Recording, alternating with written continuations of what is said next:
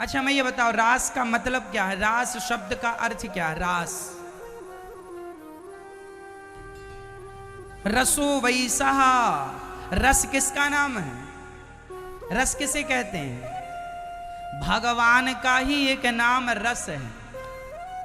भगवान कृष्ण का एक नाम क्या है? रस। जितने भी दुनिया में रस होते हैं वो रस कौन है? स्वयं भगवान ही रस हैं। सभी रसों के समूह का नाम रास है। सभी रसों को मिलाने से क्या होता है? रास। तो गोपियों को भगवान ने बुलाया जब रास रचाने के लिए, तो रास का अर्थ केवल नाचना गाना नहीं है। अच्छा, आप लोगों से हम कहते हैं भगवान ने रास रचाया, तो आप लोग रास का अर्थ गलत मान लेते हैं। कई लोग कहते हैं महाराज जी भगवान ने तो बड़ा गलत किया। हमने कहा बताओ क्या गलत किया? अरे भगवान ने रास रचाया, भगवान ने रास रचाया। हमने कहा पढ़े लिखे हो कि अंगूठा छाप हो? हाँ हाँ महाराज जी पढ़े लिखे हैं। हमने कहा पढ़े लिखे हो तो फिर भागवत जी पढ़ो। जब तुम्हें जानकारी नहीं है जिस सब्जेक्ट की, तो सब्जेक्ट में टीका टिप्पणी करने से क्या होगा? यदि आपको रास का नॉलेज चाहिए तो भागवत जी का 10वें स्कंद का 29, 30, 31, 32, 33 ये अध्याय उठा के देख लो, है ना। जब आप अध्याय उठाकर देखेंगे 10वें स्कंद का 30वां अध्याय देखेंगे, 31वां अध्याय देखेंगे और 32वां अध्याय देखेंगे, आपको पता चल जाएगा रास का अर्थ क्या होता है। रास का अर्थ होता है गोपियों को भगवान ने सब प्रकार से सुख दिया। उस समय गोपियां कौन है? भक्त। और भगवान कौन? कृष्ण भगवान है। तो भक्त और भगवान के मिलन का नाम रास है। जैसे यहां आप और हम बैठे हैं तो कोई बोलेगा यहां क्या चल रहा है, तो कौन क्या कहेगा? क्या चल रहा? बताओ ये क्या चल रहा है? बताओ ये क्या चल रहा? बाहर से देखने वाला कहेगा भाई वहां तो सत्संग चल रहा है। इस पूरे कार्यक्रम को क्या नाम दिया जाएगा? क्या नाम दिया जाएगा? सत्संग चल रहा है। अच्छा, लोग कहेंगे सत्संग में बहुत श्रद्धालु भक्त थे।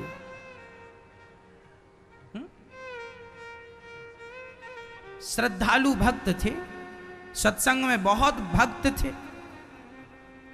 तो भक्त शब्द का अर्थ क्या हुआ? अब यहां क्या यह कहने की जरूरत है कि उन भक्तों में स्त्रियां भी थीं, उन भक्तों में पुरुष भी थे? अरे भाई भक्त कह दिया तो भक्त स्त्री पुरुष दोनों को ही संबोधन हो गया, हाँ या ना? कहो जी कि अलग अलग कहना पड़ेगा? इस कक्षा में बहुत भक्त बैठे हैं। बैठे हैं, अरे बैठे हैं तो पुरलिंग हो गया, बैठी है ये स्त्रीलिंग हुआ, पर यहां स्त्रीलिंग तो संबोधन हुआ नहीं, तो क्या यहां स्त्रियां नहीं है? भाई आप यही तो कहेंगे सत्संग में बहुत भक्त थे, है ना? थे भी पुरलिंग है, थी स्त्रीलिंग है, तो यहां स्त्रीलिंग का प्रयोग नहीं किया जा रहा ना।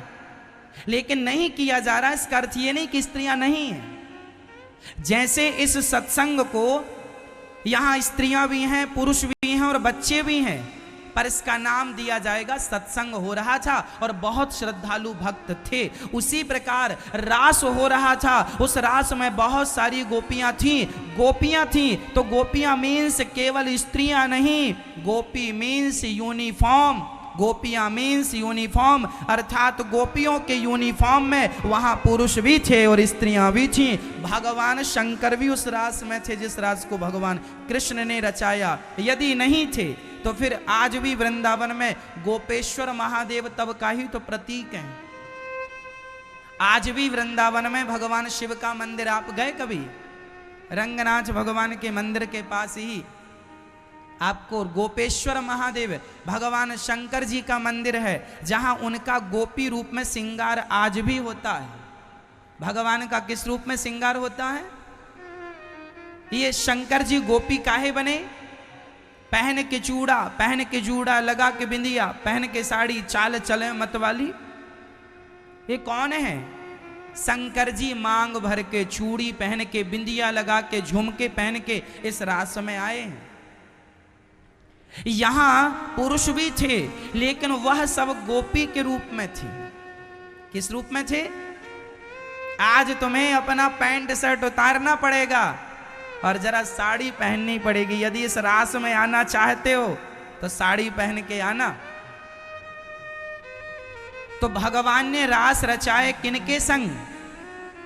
किनके संग रास रचाए? गोपियों के संग। गोपी मतलब केवल स्त्री नहीं, गोपी मतलब स्त्री और पुरुष दोनों।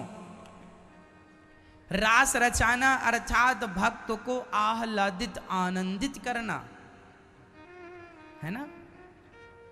आनंदित करना, भक्त की इच्छाओं का ख्याल रखना और भक्त की इच्छाओं की पूर्ति करना, यही रास है। रास में कितना आनंद था, उस आनंद की कोई कल्पना नहीं कर सकता। जीवात्मा और परमात्मा के मिलन का नाम रास है। एक सज्जन ने कहा, महाराज जी भागवत जी में लिखा है कि भगवान और गोपियों के संग रास रचा रहे थे और गोपियों के कंधे पे हाथ रखे थे। हमने कहा, भाई देखो, एक भक्त था, उस भक्त की इच्छा हुई कि वो अपने भगवान को गले से लगाए। अच्छा देखो, भक्त भी अनेक प्रकार के होते हैं मैया। एक भक्त होता है भगवान से पैसा मांगता है, एक भक्त होता है भगवान से मुक्ति मांगता है, एक भक्त होता है भगवान से वैकुंठ स्वर्ग इत्यादि मांगता है, पर एक भक्त होता है जो कहता है हमें आपके गले लगना है, हमें तो हमें गले लगाओ। यदि भक्त जिद करने लग जाए कि भगवान हमें गले लगाओ, तो भगवान उसे लगाएंगे कि नहीं? बोलो। क्योंकि भगवान तो सबकी इच्छाएं पूरी करते हैं। अच्छा, अब कोई भक्त कहे कि भगवान हम आपके गालों का चुम्बन करना चाहते हैं, चूमना चाहते हैं। जैसे माँ अपने बेटे के गालों को चूम लेती है, माँ अपने बेटे को गले लगा लेती है, गालों का चुम्बन कर लेती है। अब कोई भक्त ये कहने लग जाए कि प्रभु आप इतने सुंदर हो, एक बार आपके गले लगाकर आपको गालों का एक चुम्बन करना है, तो भगवान का भक्त कहे कि हमें आपके गालों का चुम्बन करना, केवट कहता पांव धोना है, धुलाओ। राम जी कहते नहीं धुलाएंगे, नहीं नहीं धुलाओ। केवट ने जिद की कि पांव धुलाओ, तो भगवान को धुलाना पड़ा कि नहीं? हाँ या ना?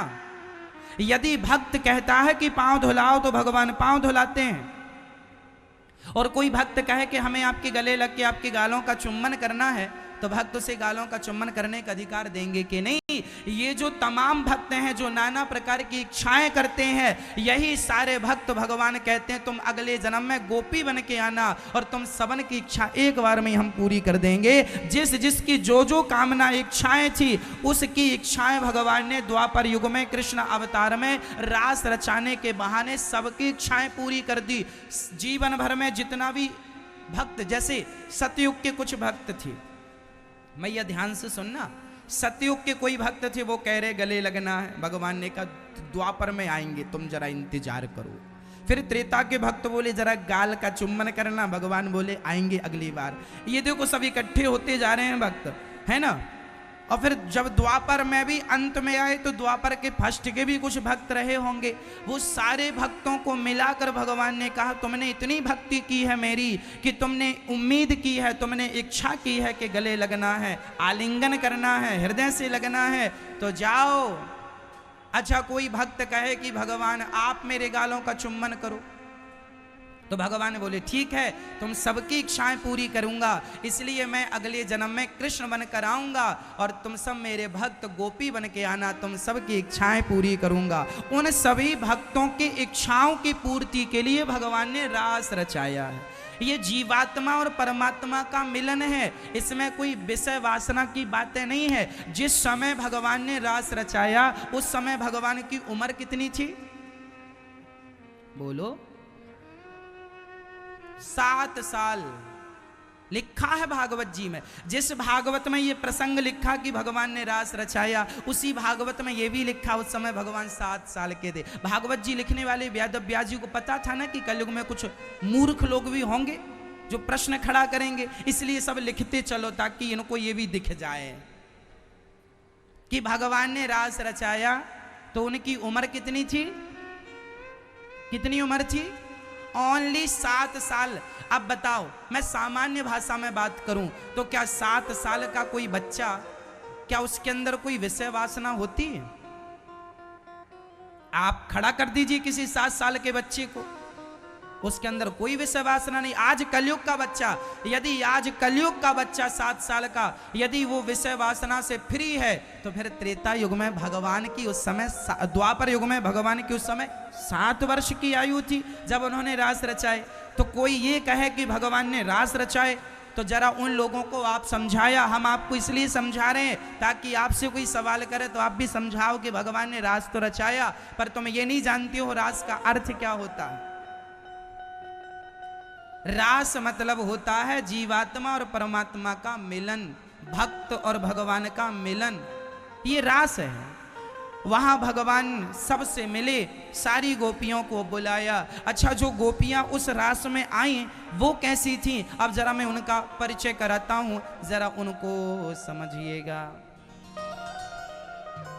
जब भगवान ने अधरों पर बांसुरी रखी और बांसुरी रख करके भगवान ने गोपियों का आवाहन किया। निशम्य गीतम तदनंग वर्धनम ब्रजश्रियः कृष्ण गृहीत मानसा। हे सखी आओ, हे सखी आओ, राधा, ललिता, विशाखा, चित्रा, इंदुलेखा, चंपकलता, रंग देवी, तुंग विद्या, सुदेवी, सबको भगवान ने नाम ले ले करके बुलाया। जब सारी सखियां सुनती हैं कि बांसुरी बड़ी अद्भुत बज रही है, शायद भगवान हमें याद कर रहे हैं, तो सारी गोपियां अपना काम धाम छोड़ छोड़ कर दौड़ती हैं।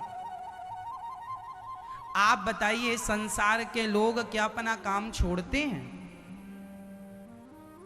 पर गोपियां काम को छोड़ देती हैं। कैसे? काम को कैसे छोड़ती हैं? जैसे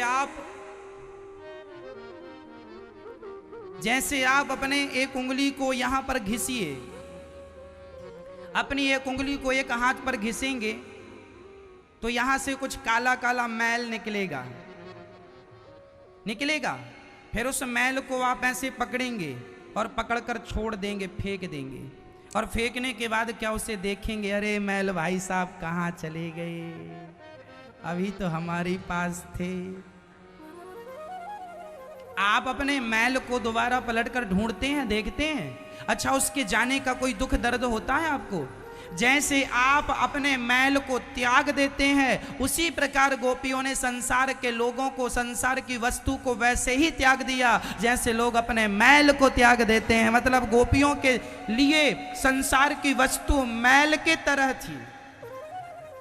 गोपियों के लिए संसार की वस्तु मैल की तरह थी, और भगवान श्री कृष्ण के लिए संसार को मैल की तरह छोड़ के चली आई। अब ऐसा त्याग जिसके अंदर होगा उसी को भगवान मिलेंगे मेरी माँ। ऐसा त्याग यदि आपके अंदर है तो भगवान के लिए आप रेडी रहिएगा, भगवान मिलेंगे। लेकिन जब ऐसा त्याग हो, गोपियों ने क्या क्या छोड़ा सुनिएगा। एक सखी गाय दोह रही थी, दुहंत्यो विययो काश्चित दोहम हित्वा समुत्सुका। एक सखी गाय दोह रही कि बांसुरी सुनाई पड़ी, गाय वहीं, बछड़ा वहीं, दूध का बर्तन वहीं, सब वहीं छोड़कर और ज्यों की त्यों बिना हाथ धोले दौड़ पड़ी कि कृष्ण मुझे पुकार रहे, बांसुरी बजा करके बुला रहे। गजब की बांसुरी बजती है वृंदावन वसैया की, करूं तारीफ मुरली के या मुरली के बजैया की। जहाँ चलता ना काम तीर और कमानों से, वहाँ बातें होती मुरली के तानों से। तो भगवान की जब बांसुरी सुनी, सारी गोपियां दौड़ती हुई आई, कोई गाय छोड़ के, कोई दूध छोड़ के। एक सखी ने तो आंखों में काजल, वो शाम की बेला थी और श्रृंगार कर रही थी, आज आंखों में काजल एक में लगी, दूसरे में आंख में काजल लगाई नहीं, दौड़ पड़ी। अब सोचो कि वो कैसी लग रही होगी कि एक में लगी है दूसरी में लगी नहीं। पर गोपियों को श्रृंगार की चिंता नहीं थी। गोपियों का सबसे बड़ा श्रृंगार तो उनका कृष्ण है। यदि कृष्ण ने पुकार लिया तो श्रृंगार सफल है, और मैं कितना भी श्रृंगार करके बैठी रहूं और भगवान ने पुकारा ही नहीं तो मेरा श्रृंगार किस काम का। वही श्रृंगार सफल है भक्तों, जो श्रृंगार परमात्मा को पसंद आ जाए। इसलिए भगवान को कौन सा श्रृंगार पसंद आता है? मन का। गोपियों का मन बढ़िया था, तन को तो ठीक। एक काजल एक आंख में लगाई, दूसरे में लगाया नहीं, दौड़ पड़ी सखी। एक सखी की तो गजब बात थी। एक सखी अपने बच्चे को दूध पिलाने बैठी थी और दूध पिला रही थी कि बांसुरी सुनाई पड़ गई। बच्चे को वहीं छोड़ा और दौड़ पड़ी कृष्ण को मिलने के लिए। अब बताओ मेरी माँ, क्या आज संसार का कोई व्यक्ति, कोई स्त्री, कोई पुरुष क्या इस प्रकार से त्याग कर सकता है किसी भी वस्तु का? आज आप लोगों को त्याग, किस चीज का त्याग कर पाते हैं आप बताओ? आप लोगों से चप्पल तो त्यागी, चप्पल मैया रो रही थी बाहर खड़ी, महाराज चप्पल नहीं मिल रही है। 3.5 घंटे कथा सुनी और रो चप्पल के लिए रही। मैंने कहा मैया इतना भगवान के लिए रो लिया होता तो बिहारी जी खुश हो जाते, जितना चप्पल के लिए रो रही है। विडंबना तो ये है कि आप कथाएं बहुत सुनते हैं पर रोते चप्पल के लिए ही हैं। अरे भगवान के लिए रोए होते तो इतने में कल्याण हो जाता, लेकिन विडंबना तो ये है कि आदमी भगवान के लिए नहीं रोता, चप्पल जूतों के लिए रोता। इससे पता लगता है कि चप्पल से तो प्रेम है, भगवान से प्रेम नहीं है। चप्पल की तो जरूरत है, भगवान की जरूरत नहीं है। इसलिए मेरी मां अब सोचो कि संसार की तुच्छ स्त्री चप्पल के लिए रोती है, संसार का पुरुष 100 रुपए गिर जाएं तो 100 रुपए के लिए रोता है। लेकिन धन्य है वो गोपियां कि जो अपने बच्चों को छोड़कर भगवान की तरफ बढ़ गईं। वो बच्चों को छोड़ने को तैयार हैं, अपना संसार छोड़ने को तैयार हैं। और आपका जरा एक चप्पल जूता चोरी हो जाए, कोई ले जाए, ना मिले तो आप रो रो के परेशान हो जाते हैं। कितना अंतर है, वो अपने पुत्र को त्यागने को तैयार है भगवान के लिए। और बताओ कि आपका क्या त्याग है, क्या त्याग सकते हो आप? गोपियां कौन है? ये कोई सामान्य स्त्रियां नहीं है कि सामान्य स्त्रियों को भगवान मिल रहे हैं। इन गोपियों ने जन्म, करोड़ों जन्म तपस्या की है मेरी माँ, तब कहीं आज ये दिन आया है कि भगवान ने बांसुरी बजाकर इन्हें बुलाया है और आज इनके संग रास रचाएंगे। ये करोड़ों जन्म हम लोग भी पुण्य करें, पुण्य करें, पुण्य करें, पुण्य करें, खूब कथा सुने, खूब कथा सुने। जब कथा सुनेंगे और भगवान से सिर्फ भगवान को मांगेंगे तो मुझे विश्वास है कि उस रास में कभी न कभी भगवान मुझे भी अवसर जरूर देंगे और मुझे भी उस रास में सम्मिलित करेंगे गोपी बना करके। मैं भी उस रास में गोपी बन के जाऊंगा। आपको भी जाना है तो फिर आप भी पुण्य कीजिएगा मेरी माँ और भगवान की भक्ति कीजिएगा, ताकि ईश्वर आपको भी ये गोपियों के संग जो रास है ना, ये जो भक्त आते जाते हैं नए नए, उनको अवसर मिलता जाता है। पुराने भक्तों को भगवान अपने धाम में भेजते जाते हैं और जो पुण्यात्मा भक्त हैं उनको नया नया अवसर देते जाते हैं। आप में से भी कोई रास में सम्मिलित हो सकता। अगली बार फिर रास होगा ना, ये वृंदावन में रास नित्य होता है। आज भी निधि वन आप जाना, निधि वन गए कि नहीं?